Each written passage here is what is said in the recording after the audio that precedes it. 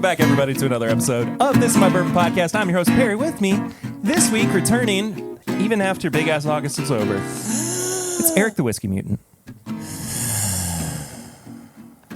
You know what we're coming up on, though? Snacky September.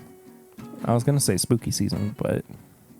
I know, but we got to wait a little bit. We do have to wait a little while, Listen, or else it's not going to be September 2nd. What are we on? 2nd? 2nd, yeah. It's a little too early to start saying spooky season to me. Yeah. You got to get closer to October. Okay, so like what? The 15th? Yeah, I'd say the last like 2 weeks of September. That's when you got to go spooky season. So around the time that we're at Bourbon and Beyond. Oh, yeah. Yeah. Be watching some of those bands on. We'll go spooky. Terrific stuff. Hey, if you're here for the first time, thank you so much for listening or watching on the YouTube channel. I'm just now realizing I didn't look at the camera once during that intro. We're talking to each other. So, yeah, it's just kind of how it goes. But you it's can head POV. to YouTube. They're just acting like they're with us right now. I guess that's kind of what it's supposed to be. Yeah. Yeah. They're the other angle, camera angle. Yeah. The fourth wall. Yeah. YouTube.com/This Is My Bourbon Podcast. Go follow us on social media at My Bourbon Pod and at Whiskey Mutant. Find all of our apparel and merchandise at bourbonshop.threadless.com. And you can support the show at patreon.com/My Bourbon Podcast for as little as $1 a month. Just a little witty dollar. Just a little bit. Y'all have that under your car seat right now. Probably. Yeah. Probably in my couch cushions. Yeah, that's what I'm saying. Like, there's just Something. like 4 quarters laying around anywhere in your house. Before we get too far, I just want to say August was amazing. An incredible month. Last week, we said that we had wound up only getting, I think, 4 new patrons. That day, we got a 5th. And then I think we got 3 more after that. Yeah, I saw them all at Arby's. So, man, it's crazy that they were all at the same Arby's at the same time. Yeah, I don't know if they were there together, but we were all like kind of waiting. I'd like to imagine they were. Yeah. Yeah. Because there's no other reason why that many people would sign up. They were arguing, though, about the menu. I'll tell you about it later. Okay. Yeah. But I think I got that right. I think I got it right that we've got 3 new patrons to shout out. Because we thanked the 5th one last week. Yeah. Teresa. Right? Yes, Teresa. Yeah. Still Look at jamming you. on those nuggets. She remembering. Yeah. We got a new one while we've just been sitting here? All right. 1, 2, 3. No. Never mind. I was just texting somebody about some meat that might have been, if we do. They didn't say they were actually signing up yet. I think, no, I think I just kind of misunderstood something there. So it's all good, though. Yeah, Patreon. Go support the show. Please. Keeps the lights on. Mm-hmm. Keeps us... More content. Yeah. Oh, there's so much more content over there. Oh, so much more. Yeah. And you get to help. I mean, if you're listening to this right now, I mean, that's because we have internet and electricity and stuff like that.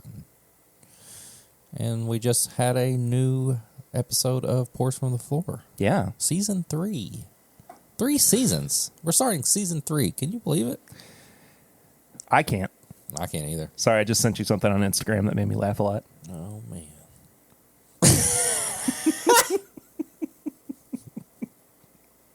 I mean, this happened at just the right time. The Corn Kid is so funny. The Corn Kid is so funny, and whoever photoshopped this did a great job. Absolutely perfect. It's First We Feast. So. First We Feast. It's got the guy who's peeking behind the tree with, rubbing his hands, but it's the Corn Kid. Cause a truck spilled, it's breaking news, a load of corn on the highway. And he's just looking like he's about to just eat it all up. Corn Kid's cool. He likes corn. Yeah, I like corn with a K. It's my favorite band. So, well, anyway, we normally kick off episodes with either Flying Blind or Sips and Snacks. We do. This week we got Sips and Snacks, right? Yeah. And maybe, you know what?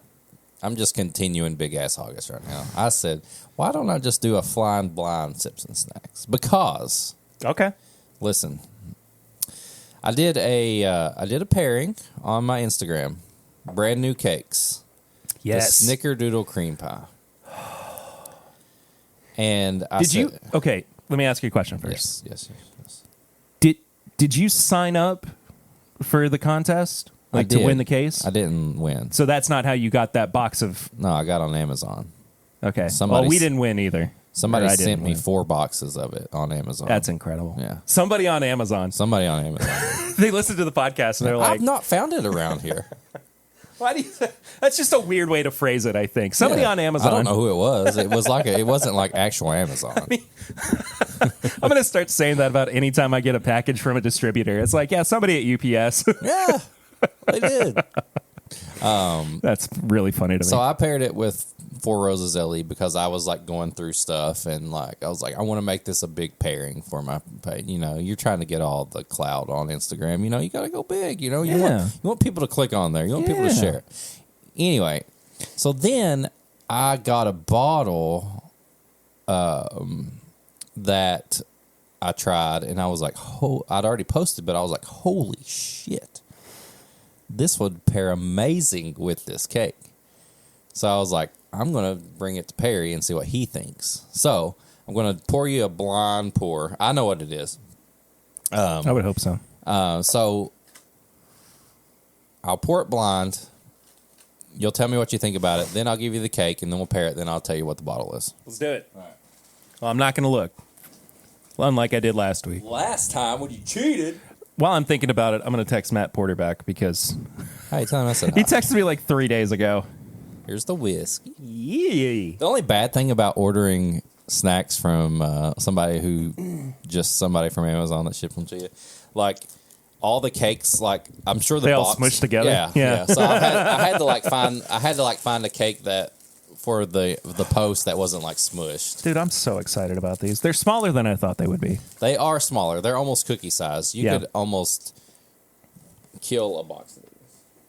So, anyway, I think this pairs even better than the Four Roses. And this whiskey by itself is pretty fantastic. Yeah? At least in my opinion. We'll see what you think. Dude, it's probably, it surprised me. I didn't expect it to be like this. I have to kind of dig with the nose a little bit. It's good, but like it's not just popping out at me immediately. It's got layers. Do I have COVID? Well, I guess I could get tested.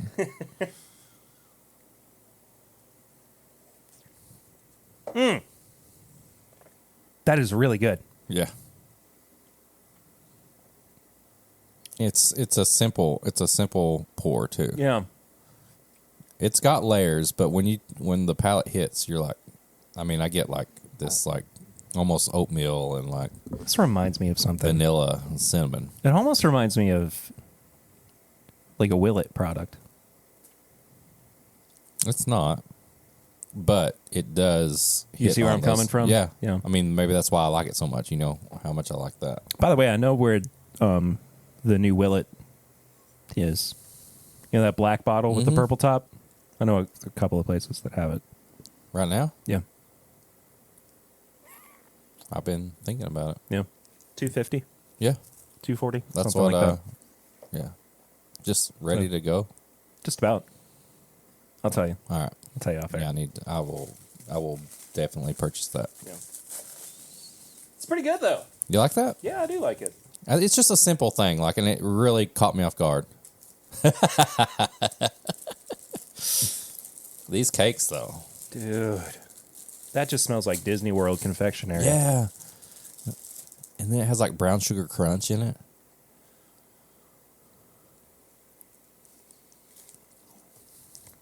Those cakes are so good, right? Like, couldn't you crush a whole box of those? Because they're like the size of a cookie, basically. So easily. The brown sugar crunch just adds that extra little layer of like, right? Holy crap. Yeah.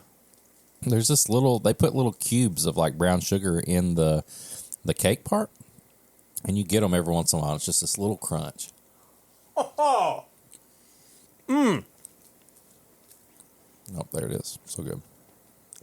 The pour over really helps the finish of all of it. It all comes together at the end, right? It really does. Mm-hmm. And I'll leave. There's a couple more. If Lucy wants some, I'll leave this with you. Okay. Because I got 4 boxes of them. Well, that's true. Do you need 4 whole That boxes person in your at- house? Yeah, the person at Amazon sent me 4 boxes. Somebody at Amazon. Yeah. Oh, Oh, spectacular, dude. yeah, and I really think, as much as I love doing a big limited edition 4 Roses, like that pairing may be a little bit better. I'm a fan. What's So, this bottle?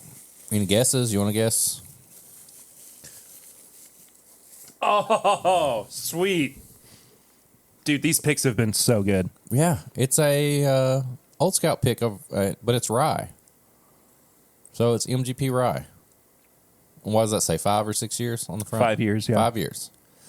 And I was just expecting it to be another, MGP rye, and there's just something about it. I don't know, when the palate hits, it's so like it's just got layers to it. But the main thing was I was like, oh my god, the Snickerdoodle cream pie and this would be so good. Nice, man. Yeah, these Old Scout picks, these ryes have been phenomenal recently, and the one at OBC, it's like 6 years and 121 proof. Unbelievable. Yeah. It's absolutely incredible. But sweet, man. Yeah, dude. It's a good There pairing. we go. Here we go. Yeah. What have you been drinking recently? Well, you mentioned Willet. I did have opened the second bottle of that. Remember when you came over and we finished off that 137 proof? Oh, yeah. That 7-year one? Yeah. I had to have more, so. And then I threw up $100 we don't steak. talk about that. So I opened up my backup bottle of that. Such a good Willet. It's like a 7-year Willet, almost hazmat. So good. I feel like some people, they either like Willet or they're kind of against it. That's not hazmat. I said almost hazmat. Oh, almost has. Sorry. Yeah. Hazmat, 136 proof and more. No. I don't know. Like, I feel like, I know the price throws people off, but it's one of those things where when you've had a bunch of it, you kind of, it's one of the bottles that you're like, you know what? I'm gonna spend a little extra money for it. So that's why when you mentioned the 8-year weeded one, I'm ready to throw down on that. I see what you're doing over there. That's probably the only thing of like, and I had a little bit of that Old Scout pick just because I wanted to see what it was like. Other than that, between working and the kids stuff, that was like my night off where I got a little sassy that night. You did. Yeah, got a little sassy in our group chat. And, I apologized the next morning. It wasn't nothing crazy, but there's just somebody in our group chat that they like to, Press your buttons. press the buttons, and I may have put a cheat code in and went too far. But anyway, that's besides the point. Yeah. But yeah, a nice fresh crack of almost hazmat Willet. Yeah. Well, I fresh cracked this yesterday. And as you can tell, I really, really enjoyed it. That's dark. But I did this review for the Elijah Craig Barrel Proof C922 on the YouTube channel during my live stream this past week. Thank you, Heaven Hill, for that. Full dang bottle. All right. Did you do the full score? Sorry, I was at work last night when you're doing your live, so I didn't get to. While you're talking, I'll figure that out. Oh, that nose smells so good. I think it was like 16 out of 20. Okay. That nose, though, that smells dark like some older ones. Oh, it's so dark. 17.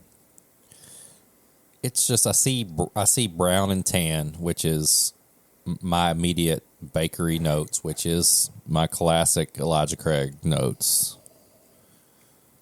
I think, and I'll see what you think once you've tried it, once you've actually that's taken a almost sip. 5 on the nose. I think this is the closest we've gotten to the older Elijah Craig barrel proofs in a really long time. The nose is close. The palate and the finish are even closer. That's different. Oh, the finish, though. Uh-huh. Whew. The finish is lighting me up right now. I straight up gave the finish a 5. It's almost like I get all cinnamon and even like apple. It's like cinnamon apple pie on the finish. And it's like the finish hits me so fast, like that I didn't have time to figure out what was on the palate. Yeah. Brown sugar and apple. It's weird. I don't know how much apple, like fruity. It's almost a fruity Elijah Craig. I still think it maintains a lot of those really dark tannic barrel notes. The nose is dark as hell. Yeah. But just everything that, made us all fall in love with Elijah Craig Barrel Proof in the first place. And I mean, I went up against, and the finish. I put this up against C918. C918 was definitely better, but this is a very, very close runner-up behind it. Something about these C batches, man. Every batch that is my favorite is C batch. It's not consistently for me, but they always seem to be special. Ones that are my favorite. No, I know. C, yeah. But I'm just saying, like, they typically tend to be special and have something, something extra. Yeah. Going for them. All right, let me add this. All right, you go ahead and talk. Okay. I wasn't ready for this, but a couple other things I guess that I've been drinking. I picked up a bottle of Rare Breed the other day for the first time in probably 3 months because I just haven't seen it. I'm very happy about that. I drank this beer that I got for my birthday, Robert the Bruce, which is it's from Three Floyds. It's a Scottish style ale. Really, really freaking good. Just absolutely crushed it. And then had a couple. We went over to Mom and Dad's for dinner the other night, and I pulled out Dad's High Rye Blue Run. Oh yeah, bottle. Do you know which? Did you notice which it was? It's fall or spring? It's the one that we reviewed. Fall. Okay. Yeah. Yeah, that's the better one of the two. Yeah. And absolutely incredible. Yeah, I love that bottle. Some of the best 4-year-old bourbon I've ever had. Exactly. But he also had a Knob Creek pick from Keeneland. Keeneland? Yeah, which I didn't know about. So if you don't know, Keeneland is the horse track just on the outside of Lexington. Do they sell it at Keeneland? No, I think they sold it at the sold it. Excuse me, I said sold Seltzer. it at the mercantile shop downtown. Oh, okay. That's where we got our Makers bottles way back when they first started doing the Makers private select pick available for everybody from Keeneland. Yeah, like their own stave blend and whatnot. Yeah, that was like 2019. That's when Curtis and Swan were still around. What? I was just seeing if they're still around. 'Cause I'm here, baby. You scared him away. That's the truth. Yeah. No, Swan had other stuff going on today, Yeah, so he he's wasn't busy able to today. join He's us. got a new job going on. Yeah. I don't know how much longer he's going to be on regularly. We got to get him on one more time. I got to do Funky Nerds with him. Yeah, absolutely do. So at least one more time before. I think so. Yeah, before he leaves. But, yeah, that Keeneland pick is special. It's so good, man. And I had to text Curtis about it, ask if they had any left or if he knew about it. And he was like, I didn't even get the memo. Damn, Curtis. Come on, brother. I want to do a show with Curtis, too. Dude, absolutely. We need to figure out what we're doing for the 250th episode. We only got a few weeks. Yeah, it's the end of this month. Yeah. Crazy, man. 250, Sexy September. Just and then, bunch of dudes on the screen. Sausage Fest September. There you go. But next month is the 5-year anniversary of the podcast starting, too. So it's been a very quick 5 years, I feel like, but also exhausting. Yeah. It's been a very busy, long 5 years, and I've only been on it for a year, and I feel like we went all over the place in the past year. We really have. So we'll be recording that episode, like the 5-year anniversary episode, a couple days beforehand, and then like it'll come out a couple days after. But I think that's right. Yeah, we'll figure it out. Anyway, good times, man. I'm excited. I am too. Yeah. I'm glad to be a part of this during this time. Man, I'm happy that you're a part of it. And I think that we've talked about, if we're doing any kind of housekeeping, I think this is probably it. Something's been in the water, whether it's with us and the way we've been doing content or just the way people have been responding to what we've been doing. But we have gotten, I think, maybe the most positive feedback that we've ever gotten about the show over like the past couple of months. It's weird too because like I feel like every time we get ready to record, I'm like, this is my first time.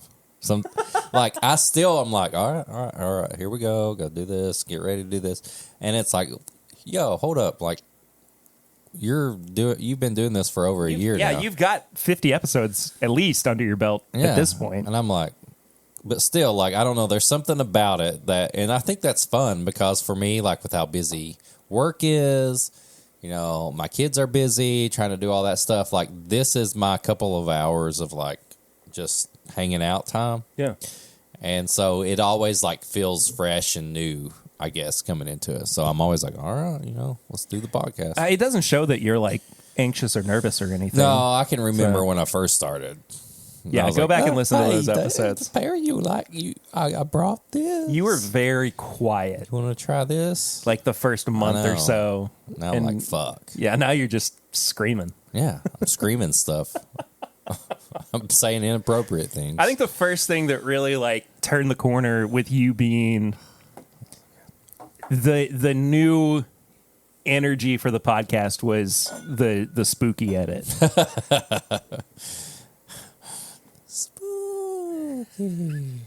I'm gonna wait. Yeah, I'm not gonna put it in yet. Yeah, that's when I first got my own edit.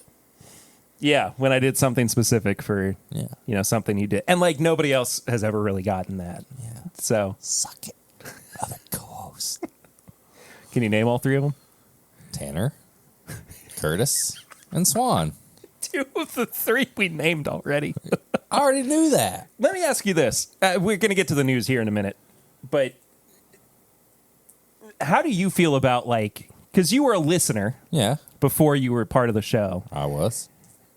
How do you feel about, like, the evolution and the journey that the podcast has taken since the beginning? Because, I mean, like, I can look back at it and be hypercritical and be like, that was, trash, and you can tell that we didn't know what we were doing, and we were anxious and nervous and all this stuff, and, like, we've just become more comfortable with the whole, the whole thing over the course of 5 years. Right. But I'm just curious from like a former outsider's perspective what that's like. I would say it was an evolution from, hey, we're trying to make a bourbon podcast, because I think in the early times there was more focus on just bourbon. And you get the tips and bits and all that stuff like that. But like, I feel like it kind of went from like, hey, we're a bourbon podcast to, hey, now we're a bourbon and pop culture podcast.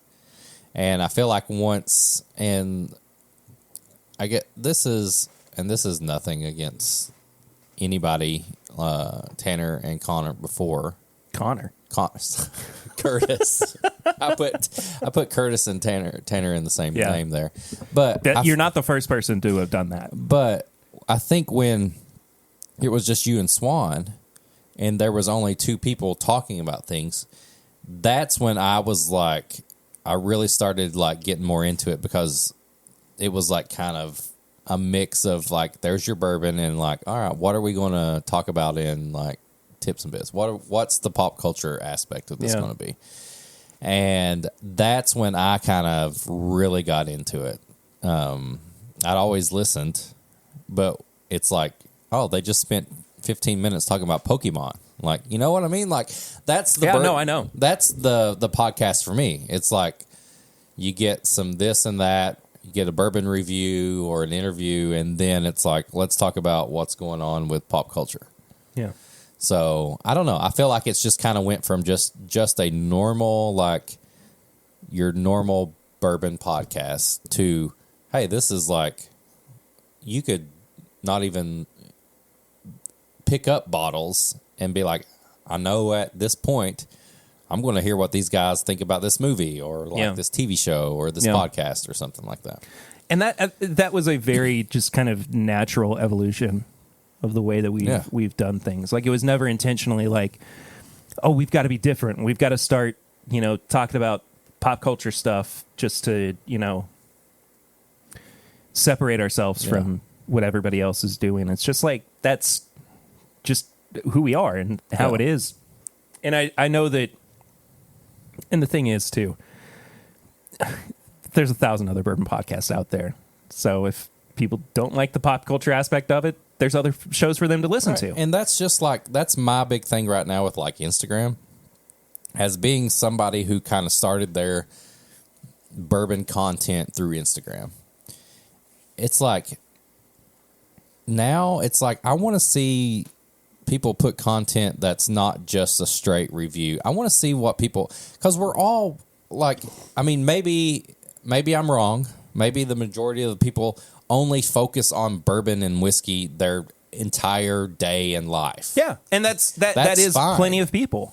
But I feel like just as much, there's so many other people that are like, I'm watching this, I'm reading this, I'm doing that, and I love bourbon. Yeah, and you maybe you love bourbon more than that other stuff, but you're still watching movies. Yeah. You're still reading comics. You're reading books, and I want to see everything come together. I don't want to just be focused on one thing all the time. I want to be like, man, this new game came out, this new movie came out. I'm going to pair a bourbon with it, or what am I going to pour with it? Yeah. Okay, like I'm that dedicated to dissecting a bourbon as I am dissecting a movie. Yeah.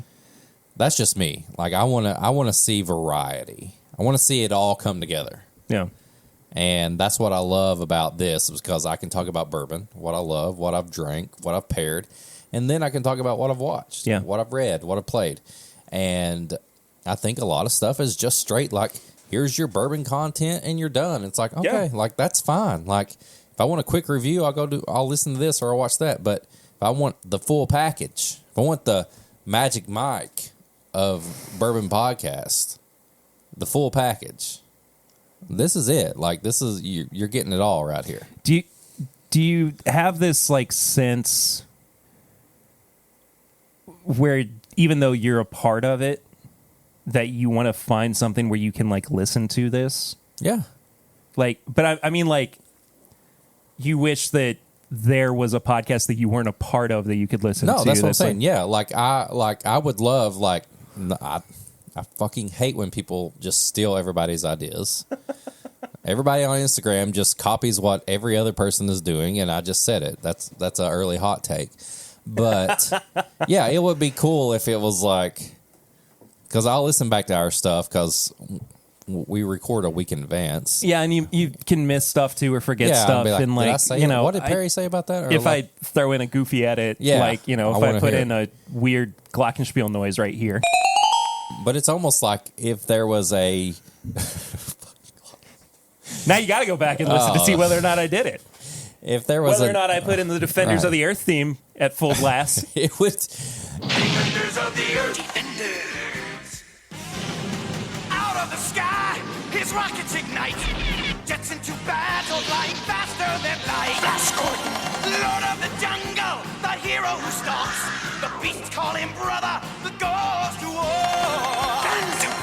Defenders of the Earth. Defenders. It would be... Did I do it? I hope so. Who's to say? Who's to say? But I hope that... I hope you did.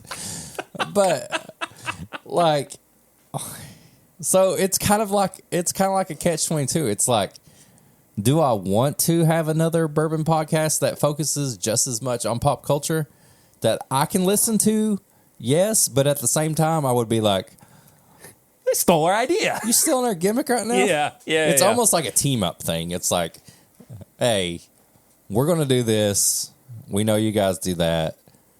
Is that cool? And I'll be like, hell yeah. I'll tell you who I think does it but a lot more structured than we do it, is film and whiskey. Oh, yeah. I mean, like, Well, just, that's their thing, that's yeah. their whole thing, is literally they're watching a movie and they're reviewing whiskey. Right.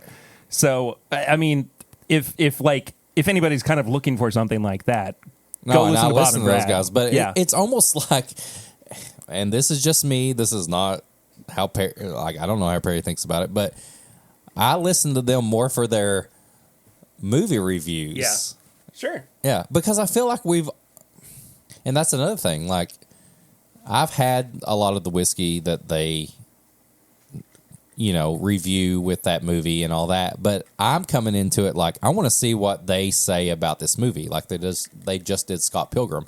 That one's up on my queue. I'm ready to do that. Like, it's almost like they are a film review podcast that I listen to, and it's like, maybe it's just me being already into the whiskey and knowing all that. Like, I'm like, oh, that's fine. For sure. We all think about different whiskeys like that, but I want to know what they know about the movies. Yeah, absolutely. Review about the movies. So, I don't know. I get it. Yeah. Yeah, for sure. But anyway, That was a good segment. How do you feel? How do you It's the feel? new segment. How are you feeling? Well, how am I feeling about this? Yes, we didn't actually get to your numerical review. 15.5. It's so good, man. I will say, let me see, what did I say about everything? 4.5 on the nose. I hit it a little lower at 3 on the palate, only because it just feels a little thin on the palate. That's the only thing. Agree to disagree. I feel like, yeah, that's fine. Like, the nose is good, and I expected more on the palate, but it hit me so much more on the finish. I gave the finish a 5. And then I gave the price a 3, because the price, although, I mean, I would pay $90 for this. In our area, we're seeing $85 to $90. Yeah.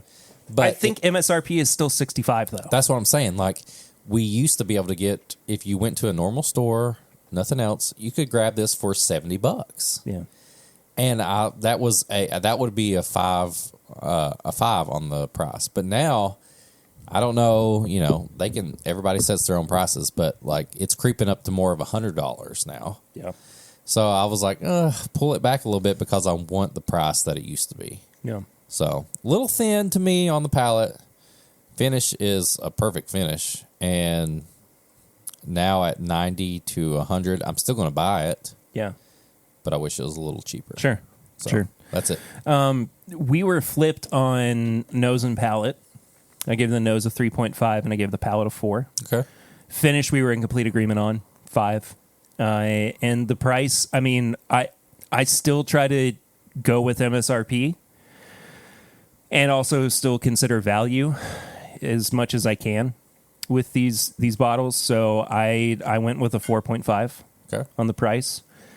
So final score of 17 Yeah. out of 20. But I mean, It's considering a buy. It's a buy. oh, it's 100% a buy, and considering Better than the B batch. see, that's what I was about to say, is considering how disappointed we've been in the batches that have been out over the past couple of years, I can't help but recommend this one a lot. Yeah. So, I mean, I really fully recommend this one. If you're on the fence about this year's Elijah Craig barrel proof batches, this is the one. This is absolutely the one to go for. Larceny B522 and Elijah Craig C922. Those I are was the going two to say, batches. they're flipped. Like, yeah, the Elijah Craig C batch beats the Larceny C batch, but I still think the Larceny B batch is better than the Elijah Craig B batch. So, When you think about what you're considering for your top 10, because we are in the back half of the yeah, we got to start thinking about it. of the year. When you think about your top 10 for the year, are you going to be more likely to put the Larceny in over the Elijah Craig or vice versa? Larceny. I think it stood out more because it's not been as good. Yeah. And I think that Larceny B522 it stands out in like a row of like other stuff. I think it's infinitely more special. Yeah. And where this Elijah Craig barrel proof is really good and is a return to form, I don't think that necessarily means that it is a better product overall. No, because than the Larceny is. It's like when you have a band who's put out shit albums for like 2 years, and then all of a sudden they bring back a hitter. Yeah, you're like, this is good, but y'all should have been doing this like, nonstop. Yeah. Whereas Larceny, it's like this band that's kind of sucked a little bit. All of a sudden they caught just their put stride. out a hitter, and you're like, are they going to keep doing this? Like, I'm going to keep more of an eye out for the Larceny than I am that, because it's always going to be a buy. 12 years, Logic Rail Proof, whether you like it or not. The follow up to their breakout album was still really good. Yeah, it wasn't as good as the one that came before, right? But it's still a phenomenal listen. Yeah, pour. Exactly. The metaphor is getting lost on me. Pour it in your ears. Don't do that. That's bad. I want to. So let's get into some of the news. I had to pull this page up, not necessarily about what this is, but just so I could remind myself to talk about this, because I haven't been this heated about something in the bourbon world in a long time. But this got me. It's not about this page specifically. No, but I saw the brand. I was like, yeah. So one of the things that we have talked about a lot over the past few years is how do I want to say this? The vacation of responsibility that happens after a bottle is sold from a store to a consumer, from a distillery to a consumer. What's in your head when you're buying a bottle that you can profit off of? Well, it's not that so much. It's just that the distillery does not hold responsibility for what the consumer does with that bottle after they have sold it to them. Yeah. And whether that's the store, whether that's, something on the secondary market, whatever, whoever the seller of a bottle of bourbon is, essentially their responsibility for the life of that bottle post sale is none. They don't have responsibility for it. And this is not a criticism of Four Roses. Do you have something to say about Four Roses in this? Yeah. Okay, we'll get to it. We'll get to it in a second. But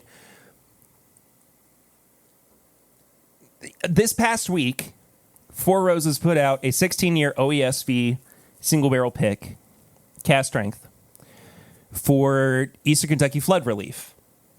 $200 a bottle. Mm-hmm. I think it was like limit 2 or something. 2. Yeah, you can buy 2. I mean, if we're looking at it from a collector's standpoint, that kind of gives you the opportunity to buy one to open and buy one to keep. Yeah. On the flip side of that, though, no pun intended, we have the people who are buying that bottle to then just straight up flip it on the secondary market. Yeah. A charity bottle. Mm-hmm. Money that goes to victims of a natural disaster. And then you're trying to profit off of that? Yeah. Like, there's a special place in hell. I mean, for that. There's nothing for that wrong person. there's nothing wrong with buying 2 bottles of that, keeping one, and turning around and putting one on your group for the same price, and maybe saying like, "Hey, I don't have a problem with that this is for either. people who didn't get a chance to do it," and maybe say like, add a donation to a charity to it. Something like that. Yeah. But if you turn around and put it on secondary for like $1,600, I haven't seen it for that much. I've seen it for $1,100, and that still got my blood boiling. Oh, that's still too much. Like, I think I saw somewhere somebody posted something. It was like somebody tried to do it for $1,600, and no other stipulation. It's just like, here's the bottle. I'm not going to donate 800 of it to charity or something like that. I've seen people say, this bottle, this much, I'm going to put this much towards charity, and if that's what you feel like doing, that's fine. But it's like, It's the intention going into it. If you go into it that you love bourbon, that's a really good way of putting it, and you love helping the community, then that's fine. Buy 2 bottles and do whatever. Trade a bottle for somebody like that. But if you literally see this pop up and go, oh, I'm going to make some cash off this, and you put it on there for triple, quadruple the price, it's like you didn't go into this wanting to help this charity. You went into it for yourself, and you use that to make a profit. There is a pay it forward mentality that could come about with this, where like somebody goes and buys the bottle. Yeah. $200 to charity. They sell it to somebody else for $200. But that $200 goes to charity. And so the third person now, or I guess the second person, the third party in this scenario, who would be the second person to own the bottle, keeps that going. So they sell it to somebody else for $200, and they give that $200 to the same charity, just so like it keeps having like a chain effect. That's asking a lot of people to even consider something like that. But like in an ideal scenario, I think that could be acceptable. Yeah. Because you're actually actively going in and saying, well, this has more life to it than just one transaction. You know what I'm saying? Yeah. And I mean, eventually, if it comes back around to the first person and they buy it for that same $200 and it goes to charity, but they make the decision to open it or whatever, all the power to them. Yeah, exactly. Because that's what it's there for. But selling a charity bottle for profit is one of the grossest things. It is. That I think is happening in the bourbon market, in the bourbon world at this moment. Now, you have an issue with Four Roses with all of this. Yeah. I don't know what this is. You have not told me about this before either. What is your problem with Four Roses? I just think that, for one, I think they could have, maybe I missed the memo or the email, but I think they could have told everybody how many bottles they had. Because they obviously had more than one barrel of this. Yeah. Just like the 20-year Four Roses that I got, which I did not wait in line at all. I walked up there at the end of the day when they were closing. They still had some bottles left. They put this email out and this announcement out way in advance to give everybody a chance to plan. So obviously, I really think a lot of people already knew what they were going to do. Like, sure, I'm going to get there early. The people who wanted to drink it and enjoy it were going to get there to make sure they got it. And then the people who don't drink it and want to profit had a chance to do it. Okay, that's fine. But why not, if they had so many different barrels of this, why not just do it a little bit at a time? Why not say, all right, this day we're going to put out 200 bottles. And when those 200 people were there, they're done. People were lined up down the road, miles there. People were having to dodge traffic. I heard people were causing, there was a bunch of, it was just a mess. Why not say, hey, over the next couple of days, we're going to put out this barrel, this barrel, this barrel. That way you don't have thousands of people showing up at one time. Yeah. I don't have any problem with that. Not only that, but we both know how many just residents live there around Four Roses. Yeah. Think of them, too. This bottle is going to sell out. It's not like you have to worry about it not selling out if you don't put it all out at once or something like that. Yeah. Do it over a little bit of time. And then once people see there, put a sign out that says no more bottles, so it's not disrupting the community already. Yeah. And people aren't going crazy. And it's like, you know what? I can't get there on this Monday. So, but if they're going to do it over a course of 5 days, hey, I've got Thursday off. I can go get me a bottle too. And and the people who really, like me personally, we've done a charity already for this. Yeah. I would have loved to have got that bottle just to support the charity. I've heard it tastes amazing. But I would gladly give $200 to charity for this. I mean, but there was no way I could. I literally dropped my kids off, and then I see people are already lined up for miles. Like, do it over a course of a few days. Yeah. And then let people know, like, hey, everybody in line already has got the bottle for the day. I'm sorry. Plan another day and do it like that. Like, I just feel like they could have been a little bit more transparent and made it. That's completely fair. That's completely fair. I just feel bad for the people who really wanted to help with the charity, and obviously they didn't get to. And I feel bad for the people that live there. Yeah, 100%. Like, that's just their normal life. I'd be pissed if there were people lined up around our cul-de-sac. Yeah, blocking your stuff and all that. You can't get out like for a bourbon release. But I feel like if you're going to do that, and you've got, I don't know how many. I don't know how many barrels they had to put out. I never heard a number. It was a lot. Yeah. They could have spread that out a little bit and made things a little easier. Hey, there's already 250 people in line.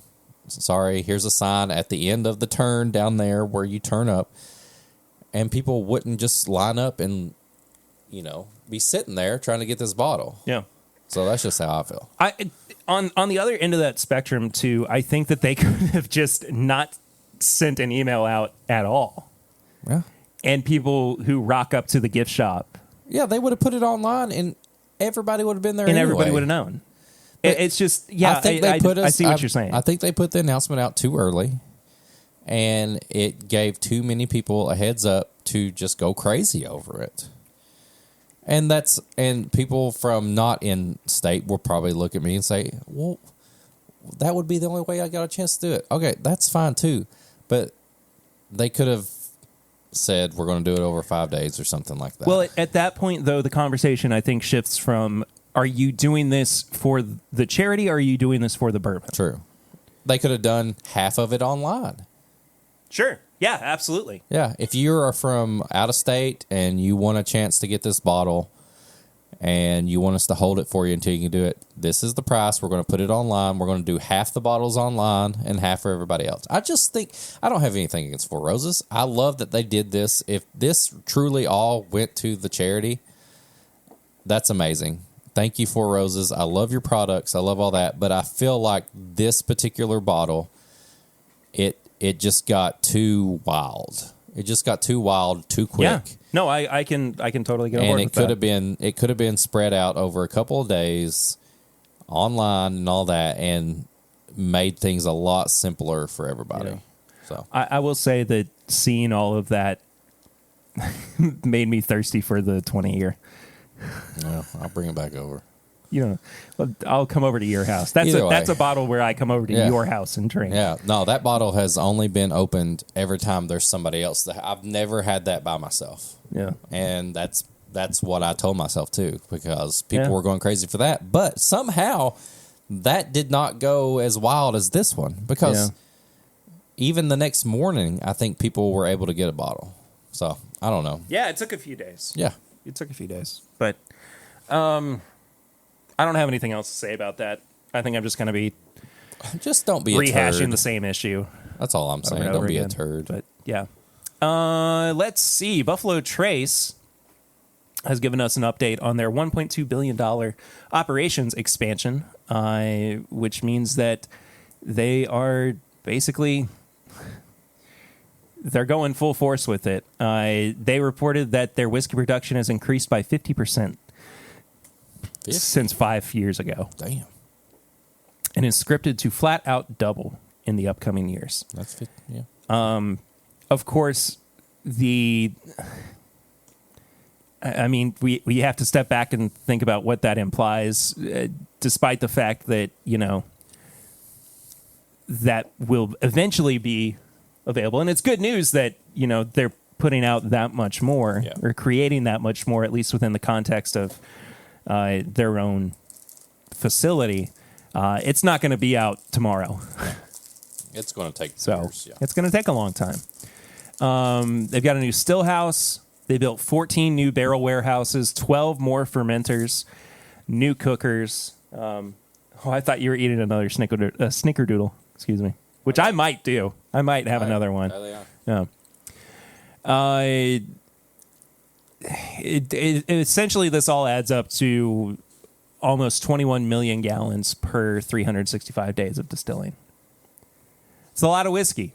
That's a lot of whiskey. So it's great. You know, I'm excited to see more Buffalo Trace on the market because I mean, I want to revisit this when my kids are old enough to drink and see what the BTAC looks like then. I'll be like, I remember when they doubled everything. Okay. What? What did I do? Nothing. I have an inside scoop. Oh, Lord. Through a couple different channels. Okay. I might have to cut this out. I don't know. I haven't decided yet. There is a very strong chance that we are not going to be seeing George T. Stagg again this year due to more sour barrels. How would you not know that they're going to be sour? I don't know. I genuinely do not know. If you're constantly checking that, like, wouldn't you be like, oh, crap, we need to change something up here? Find some more barrels or something. I guess. Or lower the age. I'm sure a 11-year-old George C. Stagg is better than a no-year-old George C. Stagg. You know what I mean? No, I know. I'm just as confused as you are. But I'm pretty stunned by it. So, jeez, not confirmed yet. We will see in the next month or so. But until then, teeny tiny little grain of salt. But also, you heard it here first. So, let's talk about a big change that happened today as of recording at Maker's Mark. Denny Potter, their master distiller and the master of maturation, Jane Bowie. Bowie? I don't know. Have actually both left Maker's Mark. I wonder what Pete has to say about this. Pete is Pete. I didn't know this, but Denny actually worked for Maker's Mark before he worked at Heaven Hill. Really? Yeah. He worked there in 2003. Or, excuse me, started there in 2003. And then he left to become Heaven Hill's master distiller. That can't be right. 2013 to 2017? If he left Heaven Hill in 2017, it would have had to have been at, like, the tail end of that year. Because I remember doing the podcast at that point, like, when he announced that he was leaving and just being, like, gobsmacked by it. I don't know. Anyway. It looks like that it, and we've not gotten confirmation about this. We can kind of speculate on it a little bit, but it looks like they're supposed to be starting a new brand together. I think it's more likely that they're going to work for Green River, though. Maybe a new label for Green River. Well, I mean, they could just be the master distiller and master of maturation. True. Because they did just lose their master distiller. You know what I mean? Yeah. So, I mean, they could have been poached. And now with all of this new capital that Green River has, thanks to the merger with Bardstown Bourbon Company. Oh, man. I wouldn't be surprised. Yeah. I truly would not be surprised. And I think that if we are going to find this information out soon, or if we're going to find this information out, it's going to be sooner rather than later. And the reason that I say that is because thinking about how quickly the turnaround was for finding, you know, when Jackie left Old Forester and what was next for her. Yeah. I mean, that was like before we even were able to put the episode out where we were speculating on what was next for her. Right. And I mean, that was within like 3 days. It's like she walked in and just made a bourbon.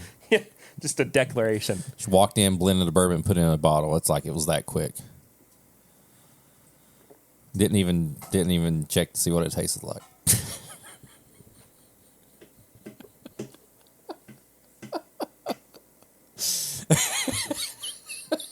You know, I could really use a cigar right now.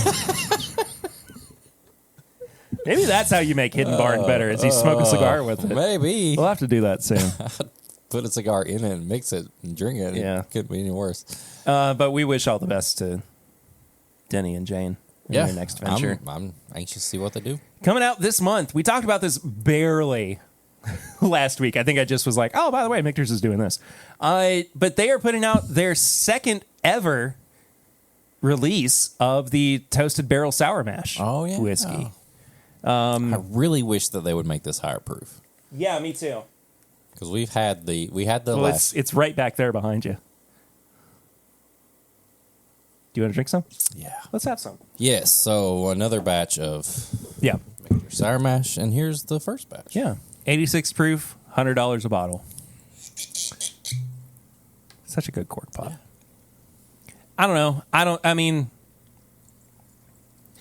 the first batch is really good. Good. It's not my favorite thing in the world. But it's was the normal sour mash ever one of your favorite things? Because some people go crazy over it. And to me, it was just like, are you doing a snickerdoodle pairing over there? Just give me a minute, okay? It's crushable. I'll tell you that. Yeah, that didn't work. There's just not enough on it. No. It's such a good, like, base for a toasted product, but, like, I just don't think you get enough flavors out of 86 proof. There's too much water in it. Yeah. It weirdly added, like, a sour note in the middle there. Sour mash? Oh, sour mash. Look at that. How about that? How about that? But you'll be able to get that, maybe. Yeah. I don't know. Probably more than likely than, like, the toasted bourbon one. Yeah. I feel like maybe I have a better chance. We do have information on the newest little book to come out as well. It's called To the Finish. If you tell me this is going to be amazing, I'm going to kick myself because I could have bought it the other day.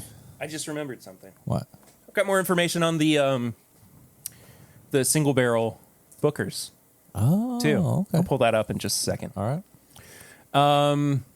I don't know what this is going to be like, especially because the blending components are 4-year-old straight malt whiskey finished in cherrywood staves, same malt whiskey finished in applewood smoked barrels, same malt whiskey finished in hickory smoked barrels. To the finish, I get it now. Same malt whiskey finished with applewood staves, and a 5-year-old Kentucky straight bourbon. To the finish. You said finish a lot, so now I get it. Went on sale last month, available nationwide in limited quantities. Retail price $125. It's at Ernie's right now. Is it? Yep. They had 3 bottles, I think, yesterday. Nice. 117.45 proof. I think I'm a pass on it. Yeah. I'd have to have a sample. Yeah. I know that your best friend in the whole wide world has a bottle of it. Oh, he went and bought a bottle already? Yeah. Well, so did Chad Perkins. Yeah, but he's got Patreon money. That's true. The other guy. All right. Not so much. Sorry. I'm so torn about this. Oh, I see it. Russell's Reserve Single Rickhouse. Camp Nelson C.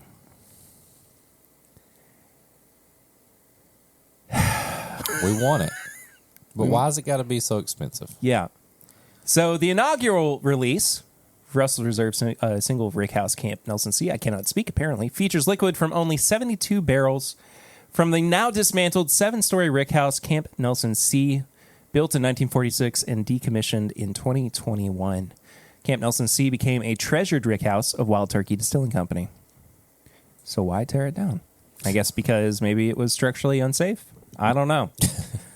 Jimmy's going to get collapsed on riding a scooter around in that rickhouse. It's all right. He's got a pillow to save him.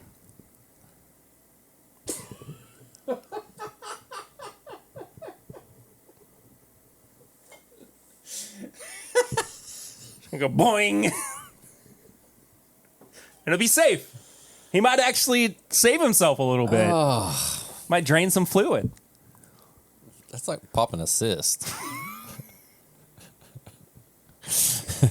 That part of It's Always Sunny where they go to Ireland and Dee has the giant it's so welt on her face and Dennis. So good. 112.4 proof. Aged over 10 years. $250 a bottle. $250. I don't get that. I could sit here and try to justify it. I don't know if I want to, though. You know what I mean? Yeah. And it's not that I'm like ultimately upset about this. Because let's be honest, there's a chance we might wind up getting it anyway. Yeah, I'm sure we'll get at least a sample from somebody if we don't get it ourselves. Yeah. But still, I gotta try it before I can say that this is worth $250. When we even know Russell's 13 is $80 normally, you know. And then I mean, even the Russell single barrels are getting up to $80, $90 now. $250 is a big jump. That's Master's Keep numbers right there. Yeah. Yeah. What if they did a Master's Keep Russell's Reserve? I would be like, okay, $250, I'm good. I'd go full. Yeah, but go full meme. Take my money. Yeah.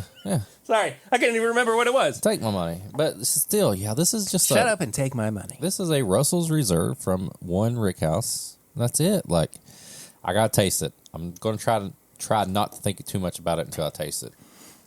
Do you want to try to send them a message on Instagram? Might as well. I'll do it right now. So let's talk. I want to talk about this because we missed it last week, and you brought it up on the Patreon Uncut episode. But Eric, out of nowhere, a couple weeks ago, messages Jack Daniels on Instagram. Yeah, and says, direct message on Instagram. Can we get some samples to review? Love ya. And they sent a message back that was like, hey, here's the proper means of communication if you want to, try to get samples. Literally the night before you got that response, I was sending out emails to distilleries for interviews and samples. And I got a quicker response from Jack Daniels than you did about samples. It wasn't a, hey, we've got stuff we're going to send you right now. Right. But it was a, what's your address? We'll put you on the list. What?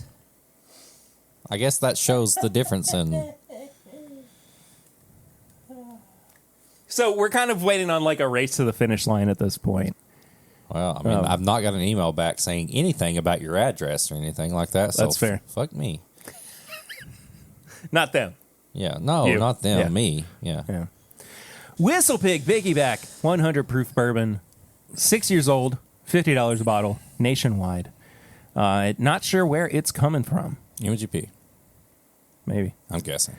High corn mash bill. What? Will it? I don't know, man. Interesting. As with the rye, this whiskey is geared toward bartenders. Why? Stop saying that. I don't like that. I don't know, buddy. Okay. I'm sorry. Filmland Spirits. Filmland. Straight bourbon and rye from Indiana. Okay. Not age stated. Okay. Anywhere from 94 to 115 proof. $55 to $80. Available this month in California, Kentucky, and online. Okay. All inspired by retro B-movie concepts involving robots and monsters. This is right up your alley. I'm down for that. Moonlight Mayhem 4-year-old straight bourbon, 47%, $55. Moonlight Mayhem extended cut 4-year-old cast strength straight bourbon, 115 proof, $80. And Rise of the Robots, 4-year-old straight rye, 94 proof, Whiskey $60 Morgue, are you listening? I know you are. Get in with them. We need these. Yeah, we need them. We definitely need these. I want to try them And it would be really fun to do some Patreon like bonus content where we do like film commentaries. I'm down with these. that. So Spooky season. got some TTB labels to talk about as well. Good Times Amberana Honey. Barrel strength, 111 proof. Okay. Don't know anything about that. Knob Creek 7-year-old Kentucky straight rye whiskey. What's the proof on that? The proof on this is 100. Huh. Interesting. Since 1992. 30 years old. Wait. Yeah, 30. Because I'll be 30 next year. Yeah. Oof. My heart just sank into my stomach. Welcome to my life. Jack Daniel's Distillery Series Straight Tennessee Whiskey finished with toasted pecan wood chips. Is that one of those edition. things? I- Taster series, like, the flask size. Yeah. Yeah, it looks like, 120 proof. Ooh, heck yeah, let's go. I'm down. Totally down for that. New release from Frank August. It's called Case Study 1. Looks like small batch bourbon finished from Kentucky, in Mizunara in Japanese oak casks. 114.4 proof. I heard a rumor from where their first release was from. Where? Wilderness Oh, Wilderness Trail. Yeah, I heard that too. Yeah. I think that's actually, I don't think that's a rumor. I think that's true now. I don't know. We know. Just saying. I thought I knew something. Yeah, you might have. I don't know. Do you have one ounce of news this week? I do. Do you want to do that right now or keep going with the Keep labels? going. I'll get it. Short barrel, single barrel series, straight rye whiskey. I don't know where this is from. Short barrel bourbon in Atlanta, Georgia. Huh. I've heard of short barrel, but I don't know anything about it. I wouldn't know either. 140 proof. Hooly dooly.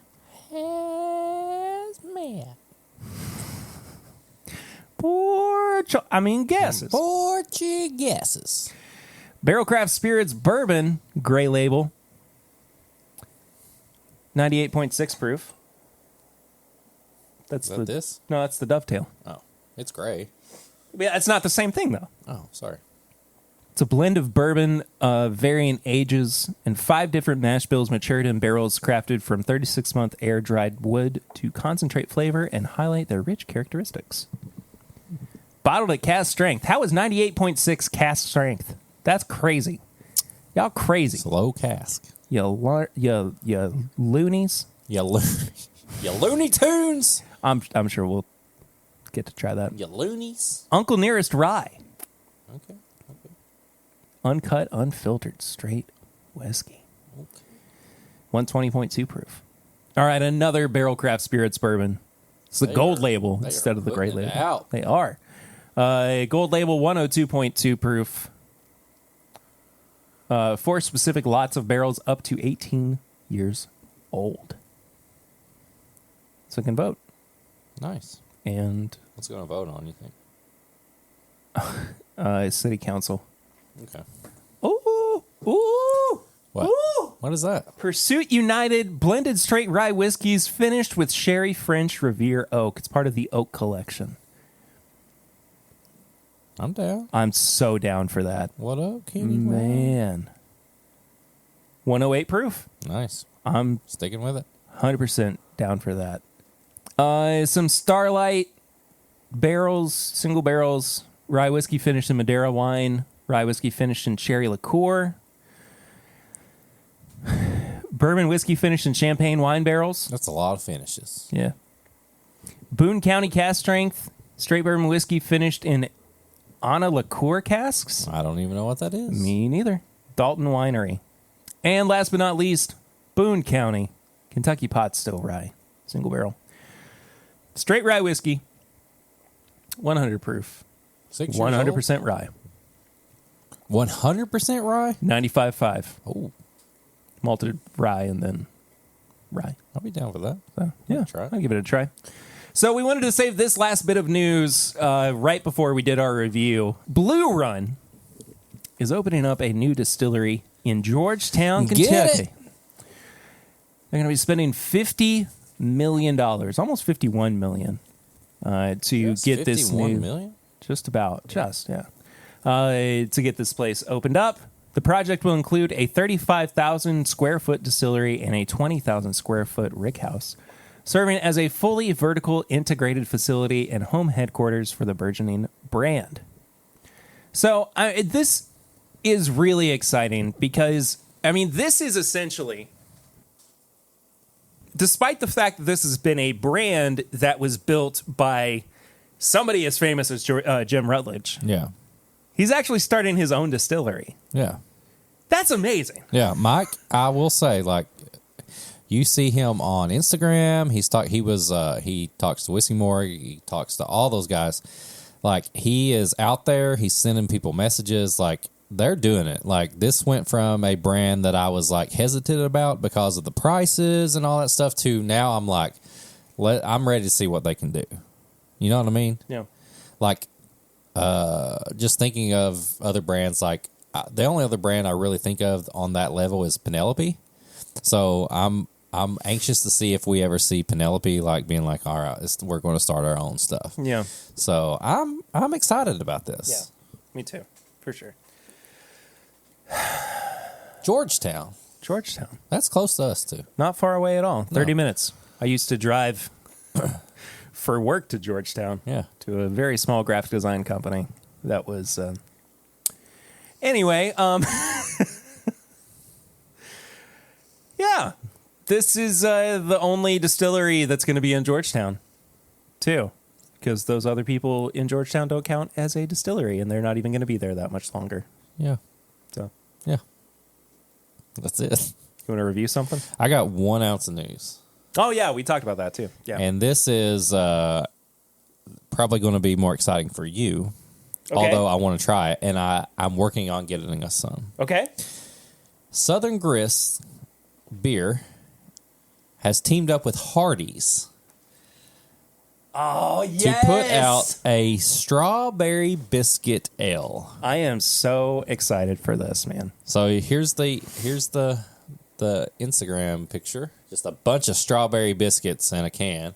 So I'm excited to try this because I love Hardee's. I love biscuits. I love strawberries. And I'm currently talking to our friend Owen. Oh, yeah. About getting some. So. Yes. Come through for us, Owen. Yes. We need you, brother. So we'll see. We'll see. I'm sure there's other people that are close to Southern Grist. I think that's in Nashville there. Yeah. But either way, I think that's amazing. I want to see more Hardee's inspired beers and whiskeys. Yeah, absolutely. Bring it on. I'm down. I'm also down for this review. Yes. So this is, speaking of Blue Run, this is Reflection 1. Yes. 95 proof. Obviously hand bottled in Bardstown by Blue Run. This is another, I guess like a 4-year-old product. This is batch Spring Bottle 101. Date 4/18/22. So Mash bill? I think the Googs could probably figure that one out because I don't know for sure. Non-age stated undisclosed. It is bourbon. $100 a bottle. I want to guess it's at least 4 years old. And it's a mid-rye, if I would say, just based off the nose. Okay. And I'm pretty sure Jim Rutledge had something to do with this one, right? I'm pretty sure, yeah. Yeah. You've had this for a little while. A little bit. We've been kind of putting off the review of this. Yeah, I don't think we had the right time to review it, but I only had about 1 pour out of it. It smells It smells really good. pretty good. Yeah. Yeah. Blueberry and chocolate. Blueberry, chocolate, and vanilla. If that makes sense. I don't know if that would be like a swirl ice cream of that. I'm actually getting a little bit of coconut on the nose as well. Coconut. Okay. Yeah, there's this blueberry vanilla swirl in it. Yeah. Really kind of oaky, too, for being 4 years old.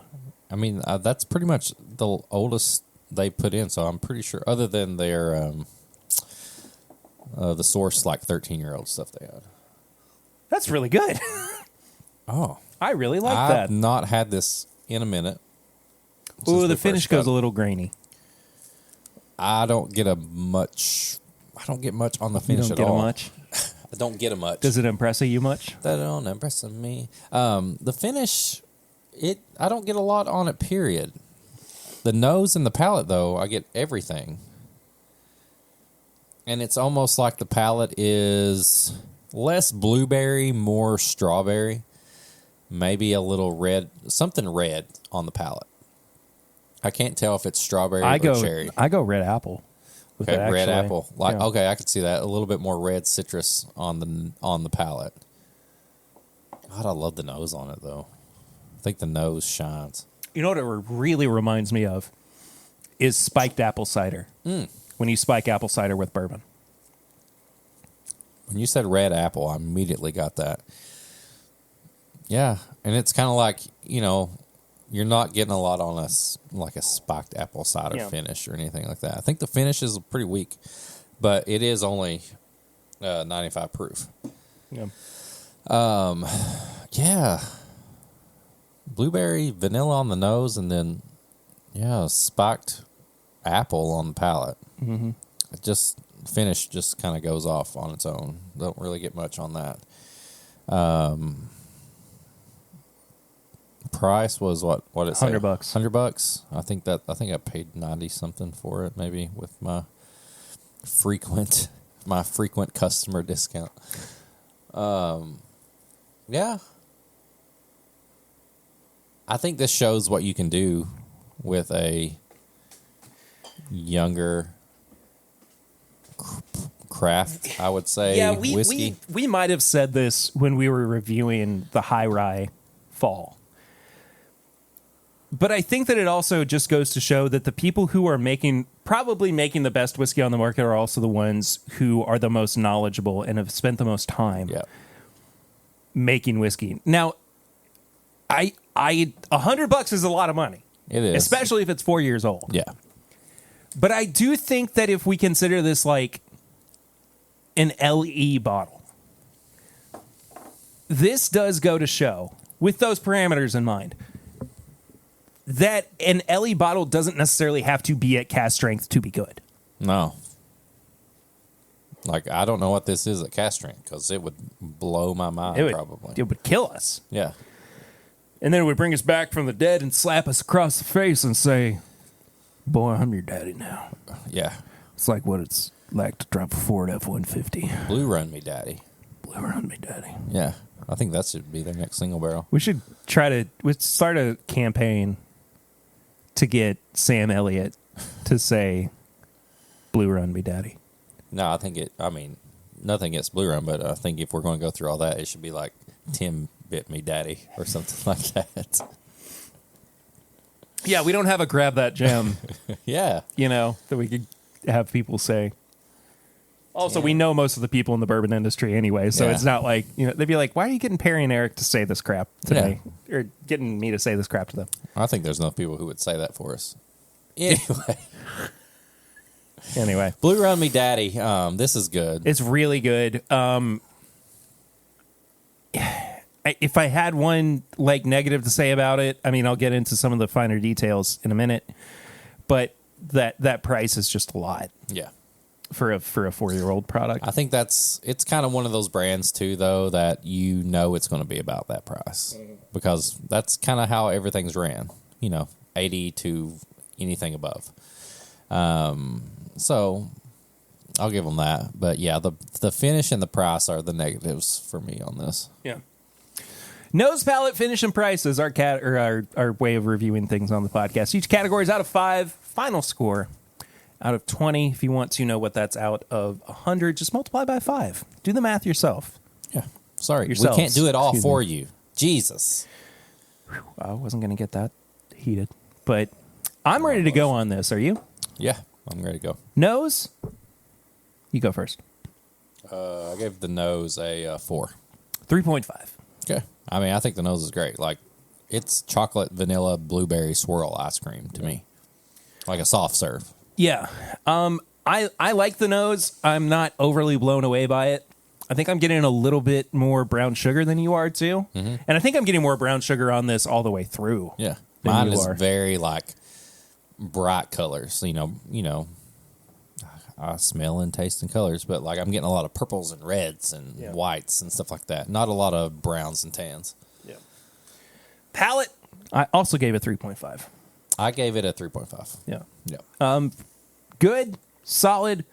I just wish it does lean so far towards brightness that I need a little bit more of darker characteristics to balance it out. Right. But overall, I mean, it's a very enjoyable blend. This would be a pairing I would do with something a little on the savory side because it's so bright and sweet that I want to add a little salt to it or a little like meat to it or something like that. So yeah, I get that. Sorry, the litter robot's working in the background if anybody can hear that. Hey, got to keep it clean around here. Yeah. Thank God. Finish, 2. Yeah. Not great, but not bad. It's just, I wish that there were more of it. I said a 2.5. It's there's a little bit there, but like it just goes away so fast. Like I get all the notes on the palate and the nose, and it's like I'm waiting for that little bit of linger from the finish, and I don't get it. You know, the little bit that I'm like picking up more on the finish, I'm actually kind of starting to get like a strawberry milkshake kind of thing going on. I can which see is that. interesting. That's exactly what I get on the nose, basically. Yeah. Price, I don't love, but I do think that the quality of this does stand up. So, I mean, I could justify paying $100 for this, having had it. Yeah. I don't think that that's going to be the same for everybody, of course. Yeah. Because, I mean, that's not an insignificant amount of money to just drop out of nowhere. So, 3. Yeah, I think I On the- I gave it on a the 3. price? What, did I add that up right? I put a 3 too because it's like I think I got a 13. I got a 12. So that might be right. Either way. Yeah, you're right. Yeah. So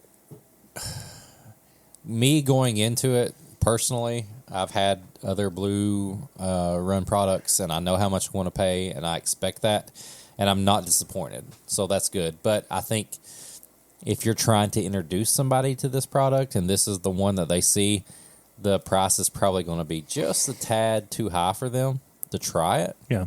So I think it justifies when you taste it, but if you've not had any Blue Run products, especially the high rye stuff, and you know how good it is, it's going to make you be hesitant to buy it. Yeah. So For sure. yeah, I think imagine if this was like $65, I'd be all over it. I'd put this on my shelf all the time. Same. $65. Yeah.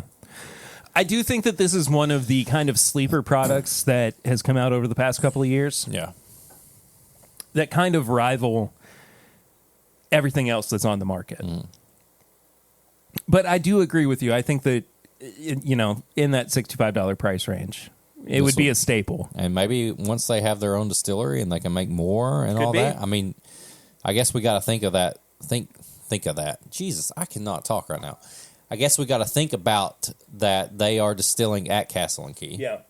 And they're, you know, they kind of got to use somebody else's facilities and all that stuff. So maybe, you know, that costs a little bit more. I don't know anything about the prices of stuff. So they get their own stuff, own place, and they can make their own stuff all the time. You know, maybe we'll see something like this at a lower price. For sure. So, do you have any high proof hot takes this week?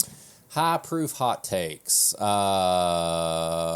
My eye has been twitching this week, and I feel like I have a high proof hot take like, because of it. Gotta come out. But I can't think I of don't know. anything. I said it earlier, and I did I say it on this episode or the pre-game or Patreon stuff where I was mad about Instagram? Oh, you said that on this.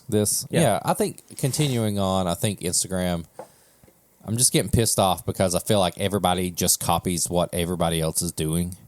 And it's not, I'm not saying that when they do that, you tag the person and all that. This has nothing to do with that because they will. I'm just saying, like, I feel like I just see the same thing from every account all the time. And it's like, stick to your gimmick, do a collab every once in a while, but like, it's not like you have to like see somebody else's post and be like, oh yeah, you know what? I need to post about that today. Now do your own thing. Then make a special post like once every little bit about a collab of something because I feel like everybody is just copying everybody's stuff. It's this day, it's that, it's whatever. Like you don't have to post this bottle on this day just because Instagram said or somebody started this. It's Will It Wednesday. You know what I mean? Like, I don't know. I just feel like Instagram is getting a lot of like, you just see the same post from every account and that's it. Like, dude, honestly though, I think that's just social media as a whole. I guess and, you're right. And the reason, I mean, like, look at the fact that there are TikTok dances. Yeah, true. That blow up. And it's literally the same people doing the stupidest and simplest dance moves. Yeah. Just because it's trending. Yeah. Just because there are other people doing it and they want to try to get in on. Right. I guess my personal preference is I want to see the people I follow and the accounts that I love do their own thing, maybe put a little bit of different twist on it, as opposed to just like, once you scroll through your feed and it's pretty much the same post over and over, it's like I get to a point where I'm not reading anything or doing anything because it's like the same thing. It's like, put your own twist on it, because I need that engagement to make me see what you're posting. Otherwise, it looks like everybody else's. And then I go back to the person who kind of started that or did something, to make that trend go popular or whatever. I'm always comparing it to that. So, I don't know. That's I mean, I definitely am guilty of that from time to time. Not like I'm doing the exact same thing that everybody else is doing, but just kind of falling into that rut of like, here is just a very basic post and a pretty common method of captioning it too. So I get that. I'm totally on board with that. So I don't know. That's just my hot take. It's like I feel like I see the same post over and over from different people, and I want to see a little bit different spin on the popularity. So. I guess like I use my personal Instagram more to highlight my own life, like individual things. And I mean, like, a lot of it now is basically me just posting pictures of Eden. Yeah. No, I get it. Like I used to be pretty creative and it would be like really cool pictures of, flowers that I took or whatever, a beautiful sunset. But now it's like, here's my kid. Oh, that's that's my Facebook right there. I don't know. I think it's just coming from somebody who started out focusing on Instagram. Yeah. Like, it's just, there gets to be a point where everybody's just copying the same thing over and over and over. I've said this before. I don't think I've ever said it on the podcast, but social media, Two Dads Now, is what wallets with pictures in them used to be to dads. Yeah, the little plastic clear things. Like they flip them out and it's like an accordion fold of pictures. Yeah. So. Just me. Anyway, tips and bits.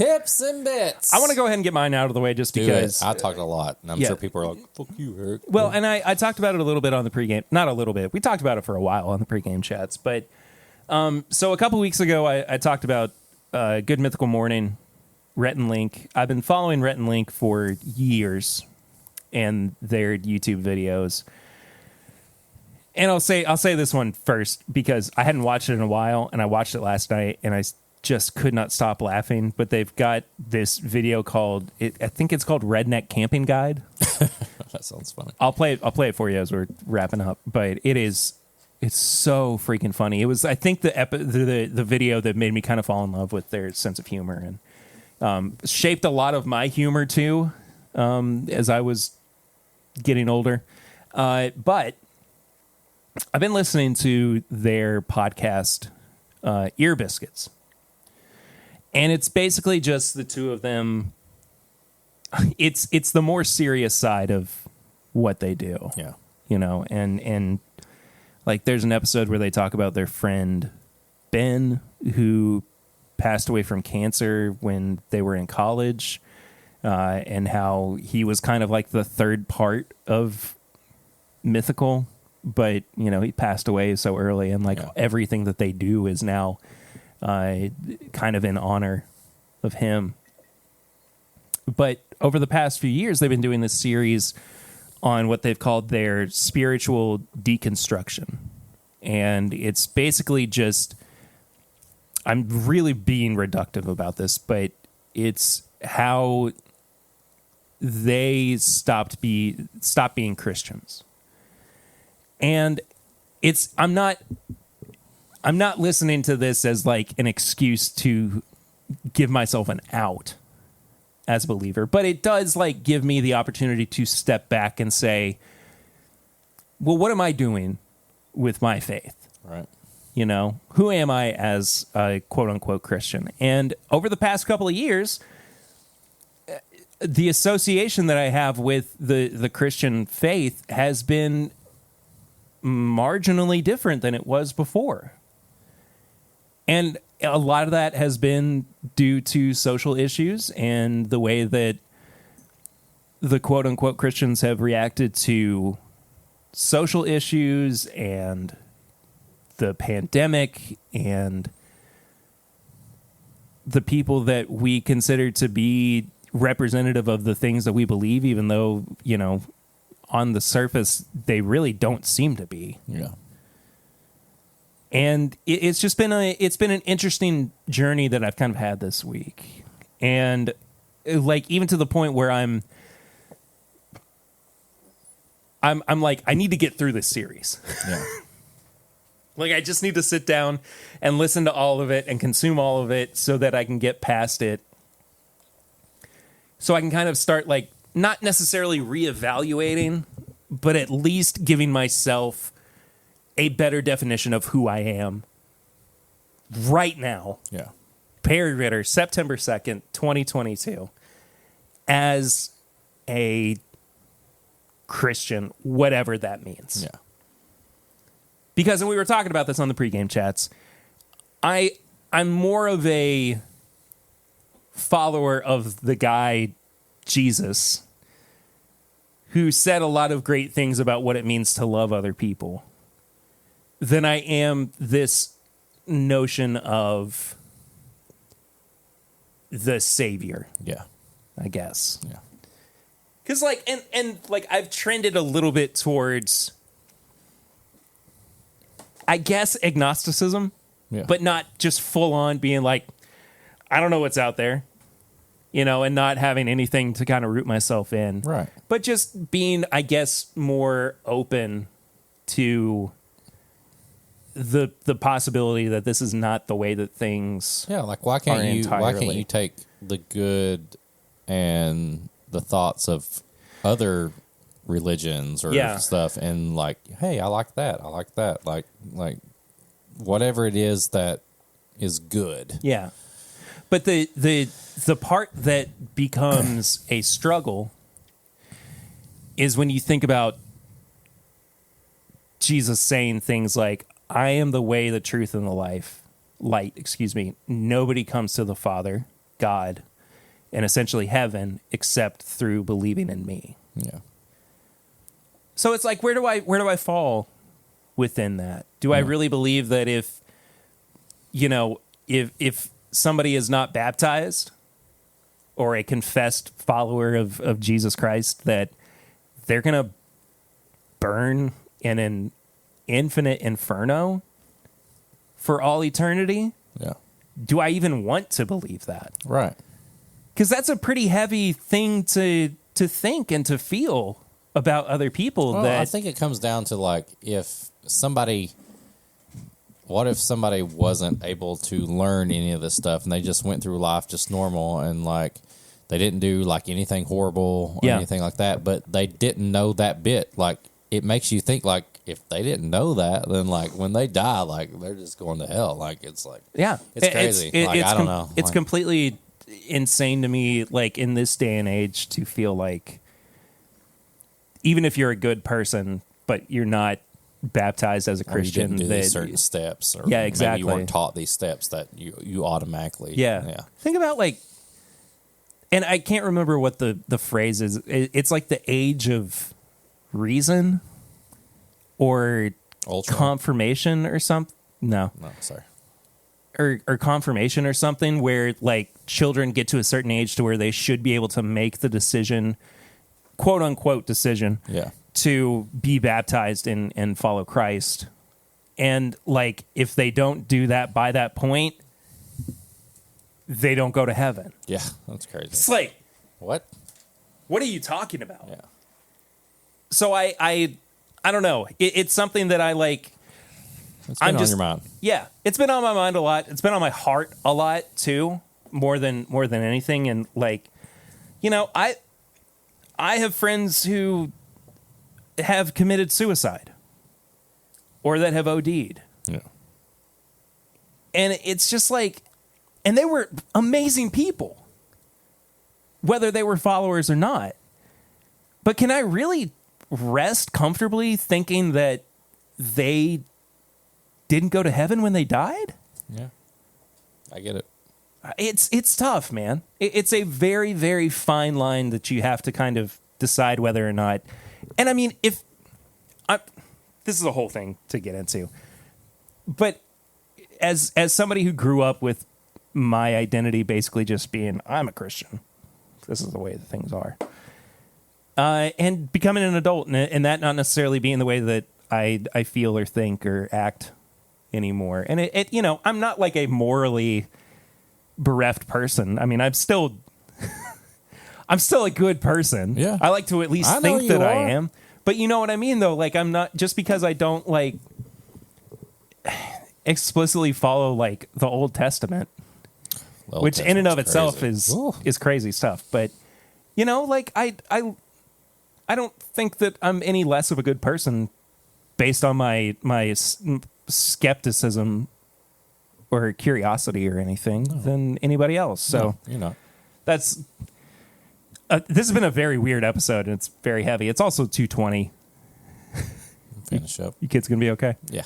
All right. Do you have any tips and bits? I am currently following along with a podcast from some Disney vloggers that I follow on YouTube, Mammoth Club. If you follow any Disney stuff on YouTube, Mammoth Club is kind of new. They were part of a bigger group, allears.net and Disney Food Blog. They kind of went and done their own thing now. So they do a podcast that they are watching all the DCOMs, which are Disney Channel original movies. And it's kind of like what we do. We talked about this a little bit, didn't we? Yeah. Did we talk about this off air one day? I think so. I think so too.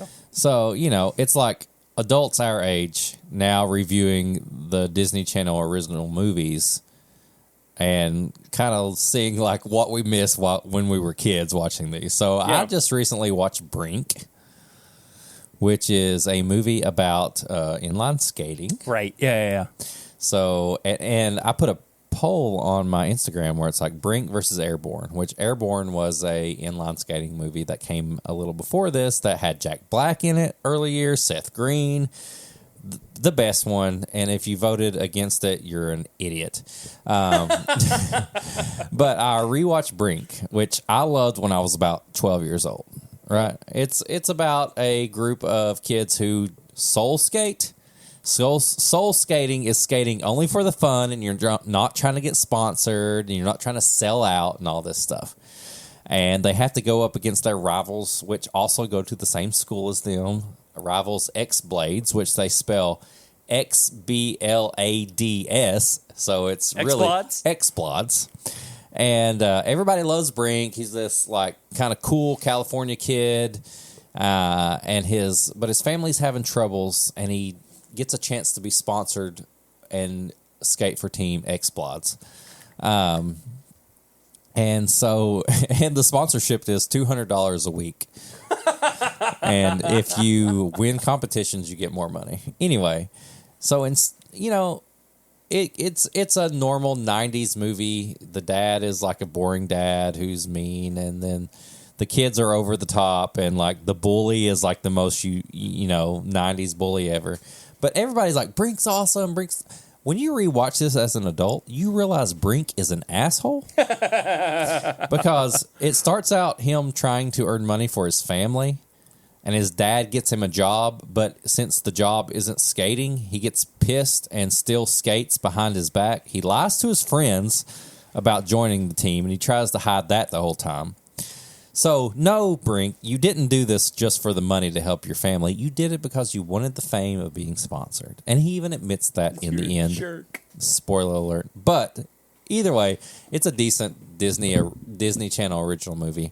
And it's fun to watch these along with Mammoth Club podcast as they review these, and I'll continue to do that, and I'll tell you about it as I go. So, Nice. Once again, Brink's okay, Airborne's better.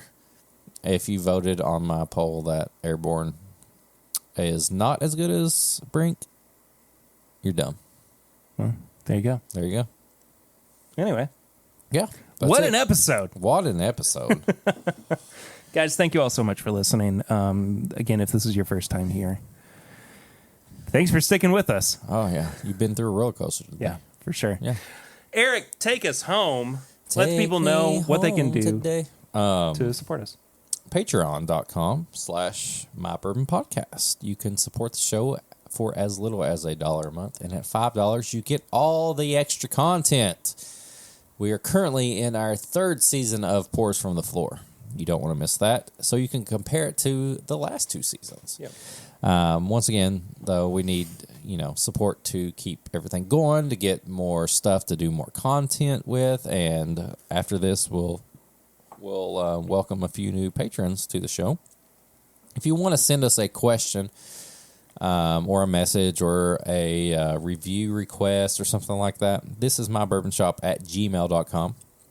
Send an email there. If you want to get some merchandise, bourbonshop.threadless.com or whiskeymutant.shopify.com. We got some shirts and stuff up there. If you want to leave a message for the Barrel Ring segment, which is a segment where you leave a voicemail and we reply back to you on air, 859-428-8253. Then on all social media, @MyBourbonPod. You can follow the show on Facebook, Twitter, Instagram, TikTok. You can follow Perry @PRitter1792 for more personal stuff. If you want to follow me, it's @WhiskeyMutant on Instagram, Twitter, TikTok, doing pairings and things like that. Go to YouTube. This is My Bourbon Podcast on YouTube. Perry goes live every Thursday at 8, does reviews, interviews, has people from other channels on there. I try to join him when I'm not doing work, which I work night shift, so that kind of sucks. But anyway, and then if you want to leave a review, just leave a 5-star review or a 1-star review. Either way, you're going to get it read on the episode, and depending on the star you leave, it will depend on the answer that we give you. If you want to tell everybody about the show, just write them a letter, send them a text message, say, listen, this is My Bourbon Podcast. We love all the support. We love you guys. And we especially love some new people who are joining the family. Boy, howdy do we. I saw them at Arby's the other day. It was a big debate. So we don't really have any new reviews this week. But we have had some just very kind words sent through. So this is in conjunction with one of our new patrons. But so our first new patron of the week is Tony. I'm sorry if I butcher your last name. Baravides? Baravides, that's right. Baravides, okay. I think he sent us a private message on Instagram, said, I'm kind of treating this as a review too. Yeah, and it feels like it at the very least. But he said, hey man, been listening to you all for quite some time and really love the pod. I've been in the Bourbon Pursuit group for a while, and we always refer to your podcast on Discord. I also really enjoy watching the podcast on YouTube, and I hope you all keep that going. Thanks for putting in the time. Cheers, Tony B. Tony, thank you so much for supporting the show and those insanely kind words. And, it just kind of builds on that feeling I've had recently of like, oh, we've kind of made it. Things are trending in the right direction, I would say. But we also have 2 other new patrons. Adam, also known as Dramhound. Dramhound? I've seen him around on the socials. He's also at the $5 a month tier. Nice. So he gets all the bonus content. He does. That comes with supporting the show on Patreon. And $2 a month, Michael Russo. Michael, Dramhound, and Tony. They were all at Arby's the other day. I was really surprised to hear that from you. Yeah, dude. Sometimes I take a notion to get one of their I know the roast beef is what they're known for, but I really like the fresh market sandwiches they have. So I was in line. I was inside, and there was three guys sitting there, and they were arguing over roast beef sandwiches. One wanted a regular roast beef. The other guy was saying you should get the double. The other guy was saying you should get like the extra large one. And they all had very good points. And I tried to butt in, and they kind of like pushed me away. They were like, "You're just getting Fresh Market. Why would you come to Arby's to get a turkey sandwich?" I was like, "I don't know. I was just in the mood for that. I could have went anywhere else." And they said, and they all said the same roast beef sandwich at the same time. And I was like, I still don't know what to get. But Dramhound wanted the double. Tony said just get the single, but get two of them. And I was like, why wouldn't I just get that? Doesn't make any sense. And then who was it? Michael. Michael said get the biggest one you can fit in your mouth. And I was like, you know what? That's the best advice I've ever heard. Get the biggest one you can fit in your mouth. There you go. And I said, you know what? I'm not getting a Fresh Market sandwich now. I'm getting all of these sandwiches. And I ended up getting a quadruple roast beef sandwich. And they Honestly, all loved Arby's sauce. That stuff's my jam. Yeah, they all loved Arby's sauce. So I was like, all right. And I was like, if you all like Arby's sauce, you're probably going to like This Is My Bourbon podcast. They're like, you know what? We've kind of heard of that before. And so we dabbed each other up. And we left, and I enjoyed my quadruple sandwich while they all enjoyed their personal preferences of Arby's roast beef sandwiches. And now we're all enjoying this together as This Is My Bourbon podcast family. There you go. Fantastic. Thanks for shaking down more people, too. Yeah. You just got to dab them up, Yeah. get into the conversation, interrupt people from when they're ordering stuff. So Yeah. Well, I think that does it for this week's episode. Probably. Everybody, thank you all so much for listening. Thank you so much for your continued support. It just means the world to us. We're quickly approaching episode 250. We're quickly approaching the 5-year anniversary. Is that a quarter of a century? Is that right? A century is 100 years. Oh, never mind. I was thinking 25. It's a fifth of a century. Okay. I don't know. Do you think we're going to do the podcast for 100 years? Yeah. Cool. Yeah. All right. Definitely. I'm down. I can't even reasonably say when I would end this podcast. Hey, I had one drink of barrel proof, and I've been in the hospital for 5 days now. It just doesn't hit me like it used to. You ever tried bourbon through an IV? I put it in my my little tube that's in my belly. It's a peg tube. I didn't taste it, but I knew it was at least 12 years, and it was 105 proof. I could tell that from the time it came out of my butt. I'm peeing blood. We've been doing this for 102 years. Who are you? And this... Where's my dog? My name's Eric. And that's Barry. We're not even actually recording. And this is my bourbon. We lost it. We're losing him. Clear. Podcast. See you next week. Love ya. See you guys. Love you. I'm Perry. That's Eric. This is my bourbon podcast.